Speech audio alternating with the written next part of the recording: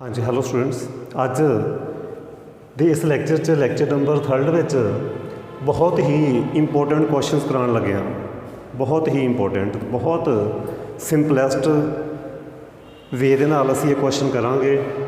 Question number 7th and question number 8th पूरी detail च question करन जा रहे हैं असीं। Limit of A functions lecture number 3। हाँ जी की गिवन है, एक फंक्शन गिवन है f(x(y) 1 if x rational, 0 if x is irrational. Show that this limit xy tending to x0 y0 fxy does not exist. ये शो करना contradiction के नाल करांगे। सपोज कर लेने हैं let if possible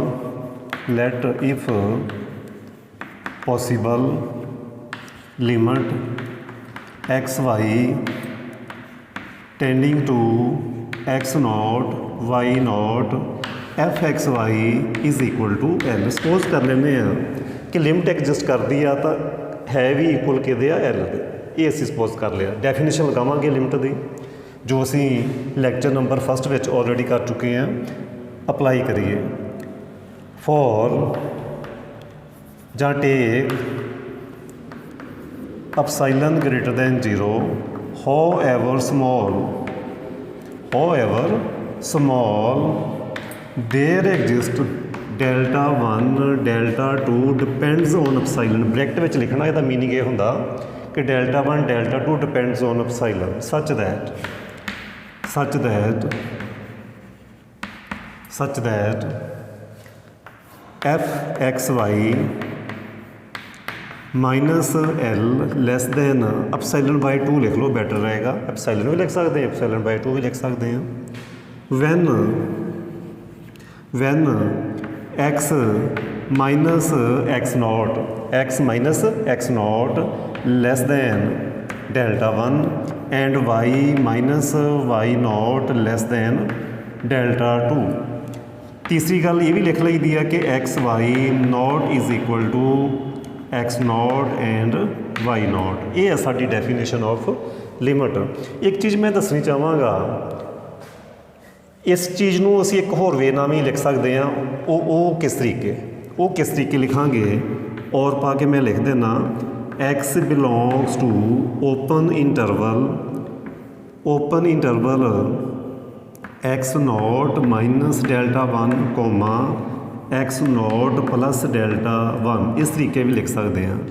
इधर बिल्कुल इन द सेम वे इस स्टैप में भी असीं लिख सकते हैं y belongs to y0 minus delta 2 comma y0 plus delta 2।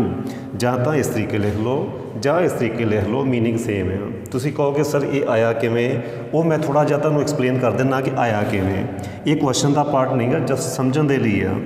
की समझना असी कि x minus x0 less than delta 1 definition apply कर दो। Minus delta 1 less than x minus x0 definition of modulus minus delta 1 less than this. Then add x0 add कर दो। x0 minus delta 1 less than x0 plus delta 1। इनू दूसरे interval की form च लिख दो। So x belongs to x0 minus delta 1 and x0 plus delta 1। इस तरीके आंदा कहने मीनिंग है, चाहे तुसी इस तरीके लिख लो चाहे तुसी ये वाली फॉर्म च लिख लो। मैनू जरूरत इस फॉर्म की, इस करके मैं इस फॉर्म च लिख रहा। x minus x0 less than delta 1 इस तरीके लिख लो, चाहे इस वे ना लिख लो, meaning same. y minus y0 less than delta 2 नूं चाहे इस तरीके लिख लो, मीनिंग सेम। इस चीज़ का तुसीं ख्याल रखना। हाँ जी उस तो बाद लैट, क्योंकि साडा फंक्शन ब्रेक होया इसलिए मैं इस इंटरवल नूं इस x नूं मैं 2 पार्ट लाऊंगा ये, क्योंकि साडा फंक्शन ब्रेक आ। एक x1 होएगा एक x2 होएगा, ऐदा ही कोई एक y1 होएगा एक y2 होएगा, क्योंकि फंक्शन ब्रेक हो रहा। क्योंकि इत्थे असीं fxy चूज़ करते पे हैं। मैं की लाऊंगा let x1 x2 belongs to this interval x not minus delta one x not plus delta one and ये सपोज कर लाँगा मैं y one comma y two belongs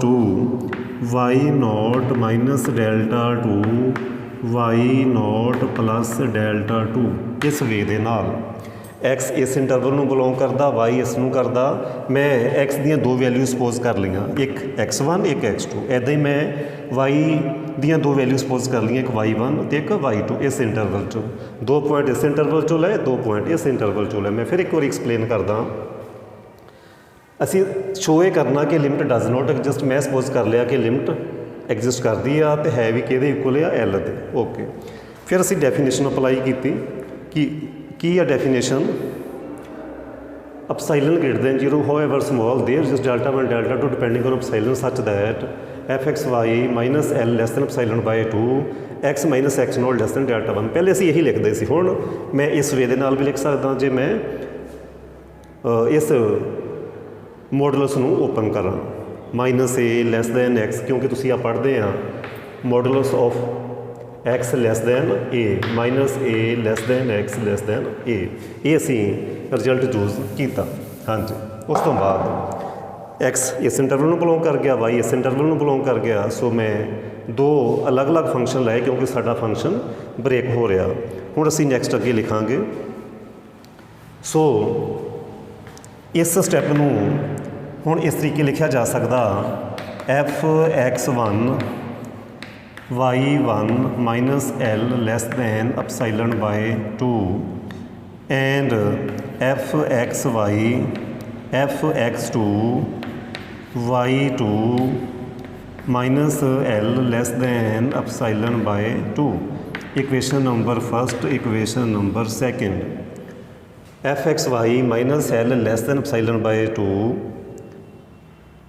and x1 x2 belongs to this interval y1 y2 belongs to this interval so this result also hold for fx1 x1 y1 and x2 y2 ये सी equation number first equation number second हुण further अगे proceed करांगे further उम्मीद करदा कि समझ आ गई होएगी उस तो बाद की करांगे असीं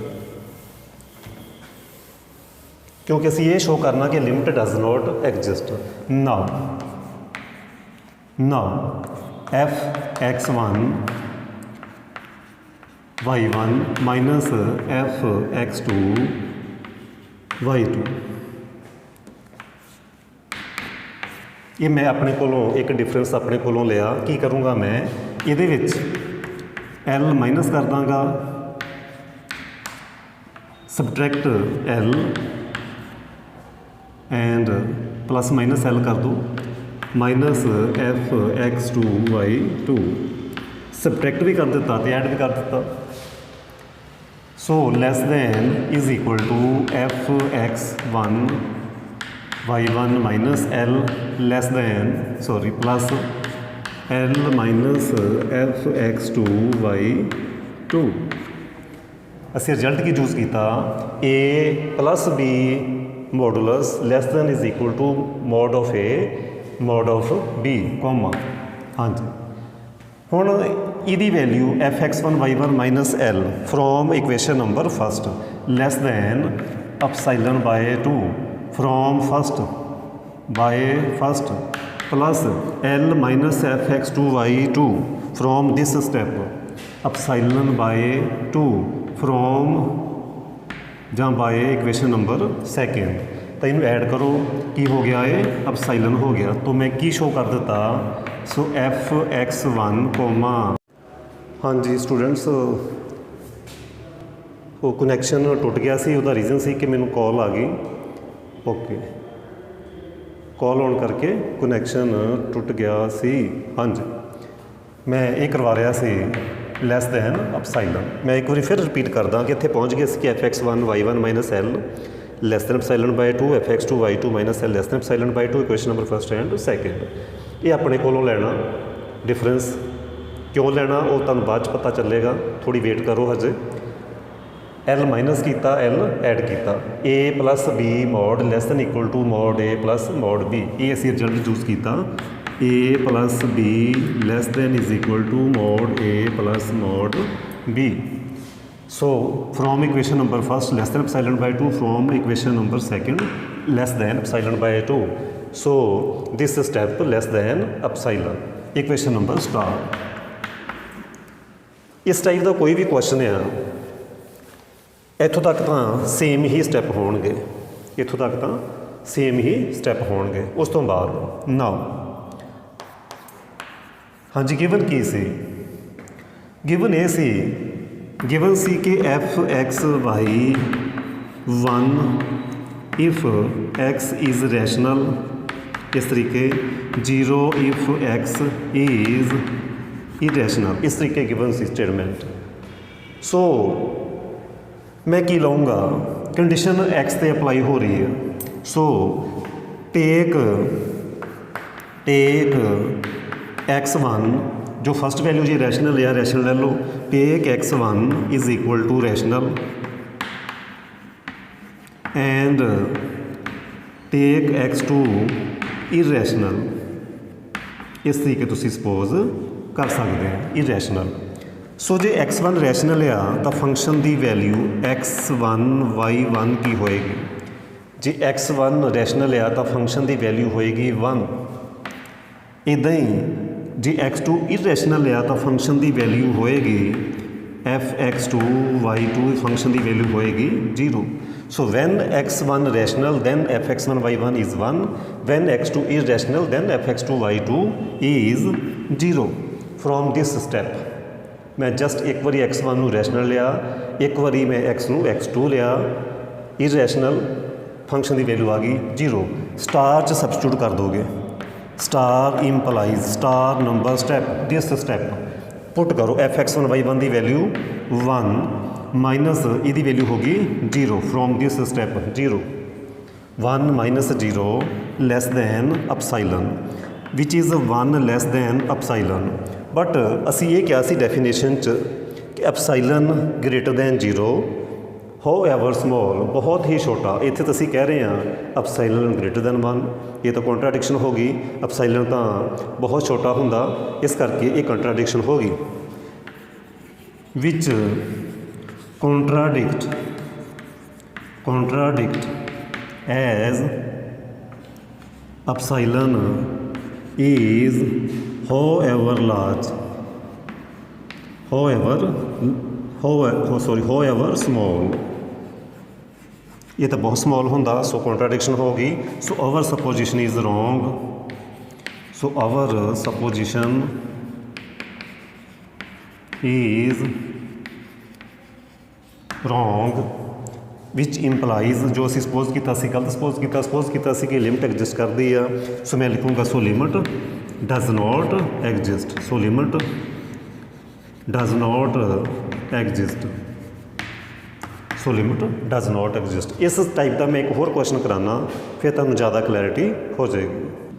हाँ जी साडा नैक्सट क्वेश्चन है जी ये फंक्शन गिवन है 1 if y not equal to 0 0 if y is equal to 0 show that limit x y tending to 1/2 0 f(x, y) does not exist. हुण असीं ये क्वेश्चन करन जा रहे हैं। हाँ जी सोल्यूशन बहुत सिंपल फिर तुसीं सपोज करोगे let limit x y tending to 1/2 0 f(x, y) is equal to l। Let if possible पहले लिखोगे let if possible solution let if possible limit this limit f(x, y) is equal to l। Suppose कर ले कि limit exist कर दी है l suppose कर ली definition apply करो take epsilon greater than 0 however small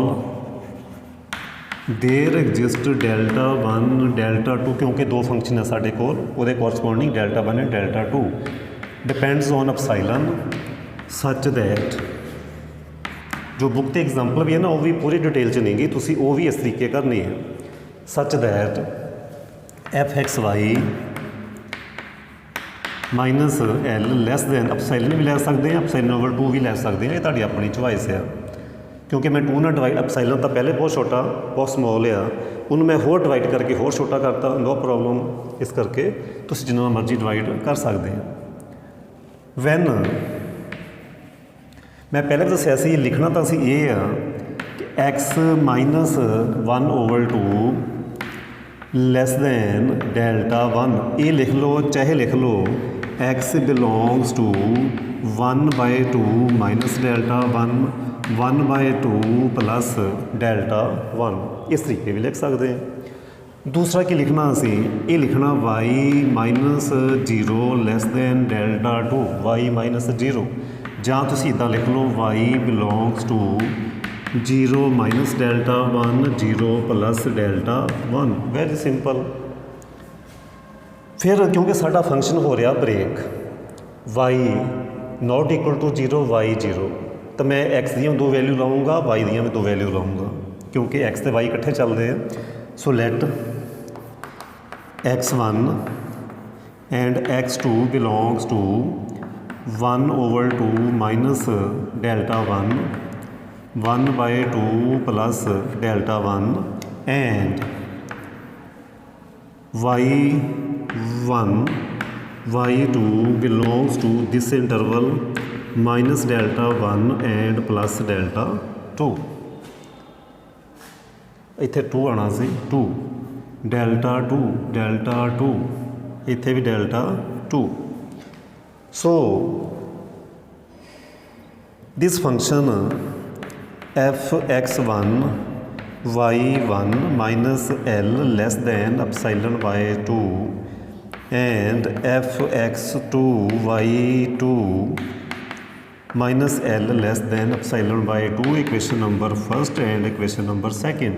ਕਿਉਂਕਿ ਇਹ x1 ਤੇ y1 ਦੇ ਲਈ ਵੀ ਹੋਲਡ ਕਰਦਾ, ਇਹ x1 ਰਿਹਾ ਇਹ y1 ਰਿਹਾ, ਇਹ x2 y2 ਲਈ ਵੀ ਹੋਲਡ ਕਰਨਾ ਚਾਹੀਦਾ ਕਿਉਂਕਿ ਅਸੀਂ ਫੰਕਸ਼ਨ ਲੈ ਚੁੱਕੇ ਹਾਂ।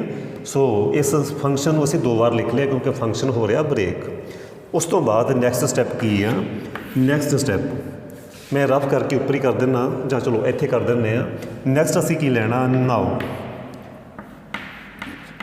ਸੇਮ ਸਟੈਪ ਅਸੀਂ ਪਹਿਲੇ ਵੀ ਕੀਤੇ ਆ, x1 y1 minus fx2 y2 is equal to fx1 y1 minus l plus l minus fx2 y2। ਕੀ ਕੀਤਾ, ਜਸਟ l ਮਾਈਨਸ ਕੀਤਾ l ਐਡ ਕੀਤਾ, ਹੋਰ ਕੁਛ ਨਹੀਂ ਕੀਤਾ। ਇਹ step further less than is equal to fx1 y1 minus l plus l minus fx2 y2। ਇਹ ਚੀਜ਼ ਦੀ ਗਰੰਟੀ ਮੈਂ ਦੇ ਰਿਹਾ ਕਿ ਤੁਹਾਨੂੰ ਇੰਨੀ ਡਿਟੇਲ 'ਚ ਕਿਸੇ ਨੇ ਨਹੀਂ ਕਰਾਉਣਾ, ਇੰਨੀ ਡਿਟੇਲ 'ਚ ਕਿਸੇ ਨੇ ਨਹੀਂ ਲਿਖਣਾ।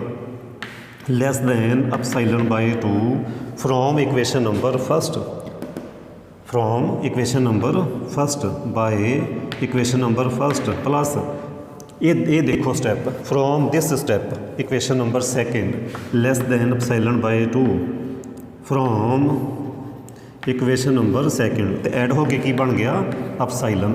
ਇਹੀ ਮੈਂ ਚਾਹੁੰਦਾ ਸੀ ਕਿ ਮੇਰੇ ਕੋਲ ਅਪਸਾਈਲਨ ਆ ਜਾਵੇ। ਫਰਦਰ ਹੁਣ ਮੈਂ ਉੱਪਰੋਂ ਕਰ ਦਿੰਦਾ ਰਫ, ਹੁਣ ਮੈਂ ਉੱਪਰੋਂ ਕਰ ਦਿੰਦਾ ਰਫ। ਕੀ ਸ਼ੋ ਕਰ ਦਿੱਤਾ ਅਸੀਂ, ਸੋ ਸ਼ੋ ਇਹ ਹੋ ਗਿਆ fx1 y1 fx2 y2 modulus less than epsilon equation number star. Actually ਅਸੀਂ ਅਪਸਾਈਲਨ ਬਾਈ 2 ਲਿਆਈ ਤਾਂ ਅਸੀਂ ਕਿ ਐਡ ਹੋ ਕੇ ਅਪਸਾਈਲਨ ਬਣ ਜਾਵੇ। ਜੇ ਤੁਸੀਂ ਉੱਥੇ ਅਪਸਾਈਲਨ ਲੈਂਦੇ ਤਾਂ ਅਪਸਾਈਲਨ 2 ਅਪਸਾਈਲਨ ਹੋ ਜਾਣਾ ਸੀ ਇੱਥੇ, ਬਟ ਡੈਫੀਨੇਸ਼ਨ 'ਚ ਅਪਸਾਈਲਨ ਹੁੰਦਾ, ਇਸ ਕਰਕੇ ਅਸੀਂ ਅਪਸਾਈਲਨ ਬਣਾ ਲਿਆ। ਹੁਣ ਫੰਕਸ਼ਨ ਹੋ ਰਿਹਾ ਬ੍ਰੇਕ, 2 ਵੈਲਿਊ ਲਾਓਗੇ ਟੇਕ। ਹੁਣ ਇੱਥੇ ਪਿਛਲੇ ਕੁਐਸਚਨ 'ਚ ਕੰਡੀਸ਼ਨ ਸੀ x 'ਤੇ, ਇੱਥੇ ਹੈਗੀ ਹੈ ਕੰਡੀਸ਼ਨ y 'ਤੇ। ਬ੍ਰੇਕ ਹੋ ਰਿਹਾ y, ਇਸ ਕਰਕੇ ਮੈਂ ਲਊਂਗਾ take y1 not equal to 0 and secondly ਮੈਂ ਲਊਂਗਾ y2 is equal to 0। y1 not equal to 0 y2 is equal to 0।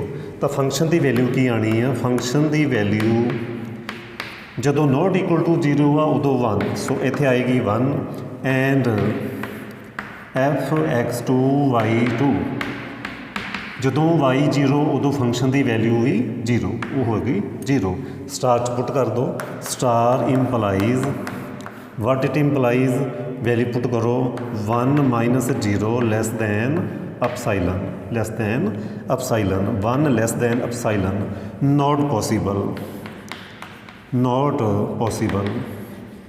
ਕਿਉਂ ਨਹੀਂ ਪੋਸੀਬਲ? ਕਿਉਂਕਿ ਐਪਸਾਈਲਨ ਤਾਂ ਬਹੁਤ ਛੋਟਾ ਹੁੰਦਾ, ਇੱਥੇ ਅਸੀਂ ਕਹਿ ਰਹੇ ਇੱਕ ਤੋਂ ਗ੍ਰੇਟਰ ਹੁੰਦਾ, ਇੰਨਾ ਜ਼ਿਆਦਾ ਵੱਡਾ ਨਹੀਂ ਹੁੰਦਾ, ਇਹ ਤਾਂ ਬਹੁਤ ਸਮੋਲ ਹੁੰਦਾ, ਇਸ ਕਰਕੇ ਨਹੀਂ ਪੋਸੀਬਲ।